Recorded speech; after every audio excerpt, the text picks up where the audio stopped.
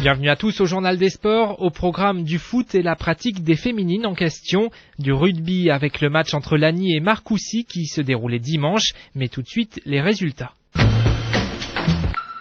Noisiel gagne le match des mal classés contre la réserve d'Ivry. Les Noiséliens font le break en 2 minutes dimanche. À la 10e minute, Guy Manjanja ouvre la marque. Calix Biendolo double le score dans la foulée. Les Mureaux restent leaders avec Igny. Noisiel est 11e. Dans le groupe B, Torcy s'incline à Créteil malgré un but d'entrée de jeu de Nicolas Suchet. Les Torcéens sont maintenant à 6 points des Gobelins. Ils iront à Saint-Denis, la Lanterne Rouge, dimanche prochain. En PH, Roissy dernier fait un bon match nul chez le leader invaincu Noisy-le-Grand. Même résultat pour Chelles qui fait un partout à Meaux grâce à un but du revenant Sami Mili. Les Chellois sont 7e avant la réception de Sarcelles. On continue de parler football mais chez les filles pour faire un état des lieux de la pratique sur le département.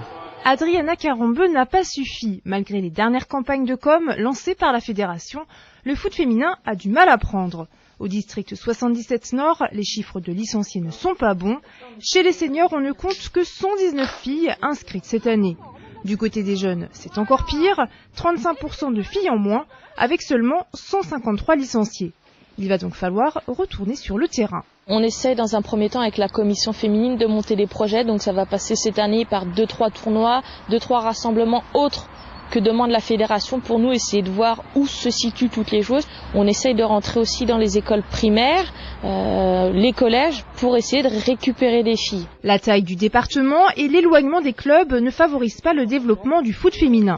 Sur le Nord, 3 clubs évoluent quand même au niveau régional, Céris, Magny-le-Hongre et Chelles. Mais là encore, les filières sont fragiles. Il faudrait que je vous laisse vraiment 10 minutes pour vous mettre en route et ensuite commencer vraiment à travailler. Alors que ça devrait être beaucoup plus rapide ça. À Chelles, quelques joueuses expérimentées sont parties dans des clubs de Seine-Saint-Denis. L'équipe 1 a été reléguée 2 fois en 2 ans. On bricole, on va dire. On bricole. C'est très dur, hein, puisqu'en début d'année, j'avais quand même 24 filles sur qui je pouvais compter. Et là, en faisant le tour, il m'en reste 18 ou 19, quoi. Il y a vraiment une rigueur sportive qu'elles n'ont pas, quoi. Pas compétitrices, mais intéressées par une pratique loisir, les filles aiment quand même le ballon rond. Exemple avec le club de futsal de Champs-sur-Marne, qui a lancé une section féminine en septembre.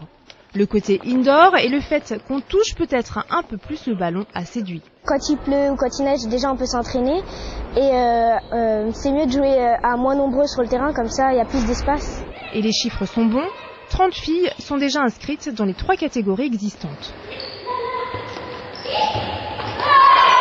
On a vu qu'il y avait une demande qui était faite par rapport émanant des filles, parce qu'il y avait des filles en fait qui jouaient sur les petites catégories et puis on sait qu'au bout d'un certain âge, elles peuvent plus jouer avec les garçons. Donc on a décidé de mettre en place cette catégorie-là et satisfaire une demande, quoi. Le foot féminin devra donc peut-être se tourner vers d'autres pratiques, même si la discipline attire aussi moins les garçons. Sur le district 77 Nord, on compte 12% de licenciés en moins depuis 2 ans. Deuxième succès consécutif en National 2 pour Lagny qui fait encore chuter une équipe de haut de tableau. Menée de 4 buts à la pause, les joueurs de Vincent Navarro s'imposent 24-21. Lagny est en milieu de tableau.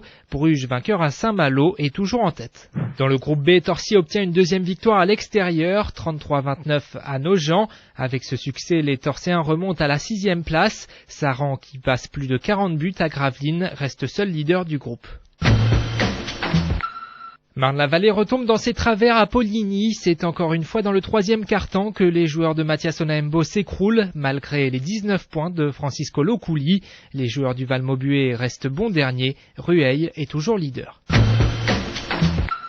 Les rugbymen de Ponto reviennent de Goussainville avec une victoire précieuse. En première mi-temps, les Pontellois font le trou avec notamment un essai de Ludovic Gasneau. Au classement, ils gardent 7 points d'avance sur Antony et Rissorangis. On continue de parler rugby, mais à Lagny qui accueillait dimanche Marcoussis pour le compte de la 9e journée de réserve honneur. Vous en avez envie de ce match ? Ouais ! Vous en avez envie ? Ouais ! Grosse ambiance dans les vestiaires de Lagny avant match. Les joueurs de Bernard Lalanne ne joueront pourtant leur maintien qu'en 2e phase à partir de février.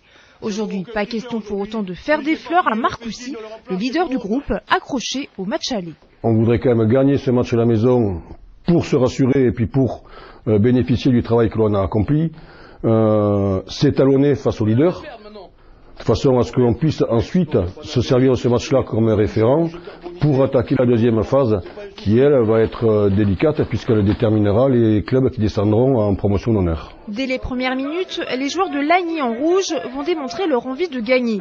Sur cette chandelle de Christophe Delfour, son frère Martial met le premier tampon du match. Le capitaine latignacien sera toujours prêt à rentrer dans l'adversaire, même en dehors des phases de jeu. Dans le jeu, justement, il faut attendre la 20e minute et ce beau mouvement des rouges pour voir Marcoussis menacé. Mais Varenne est stoppé à quelques mètres de l'embut. Les joueurs de Lagny, bien dans leur match, sont pourtant maladroits en touche. Rémi Lafont rate l'occasion d'ouvrir le score sur pénalité. 5 minutes avant la pause, c'est Marcoussis, plus fort en poussée, qui marque un essai collectif non transformé. Le leader du groupe mène 5-0 à la pause, ce qui n'entame pas l'optimisme du président du club. Lagny sait toujours se sublimer dans les grands rendez-vous. Aujourd'hui, nous sommes pour l'instant menés 5-0, c'est la mi-temps. Nous regrettons quelques blessures qui nous empêchent d'avoir plus de ballons, mais avec notre fighting spirit habituel à domicile, je suis certain que nous saurons renverser la vapeur en deuxième mi-temps.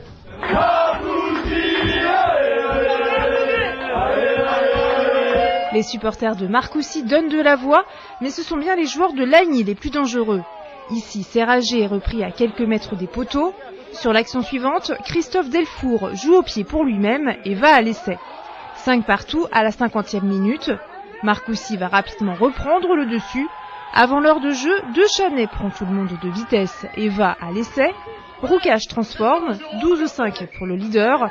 Dans le dernier quart d'heure et à la nuit tombante, Lagny multiplie les assauts mais sans réussite. 6e défaite en 9 matchs pour les Rouges. C'est les gens qui ont l'habitude de jouer à ce niveau-là. Nous, c'est la première année qu'on vient de monter à ce niveau.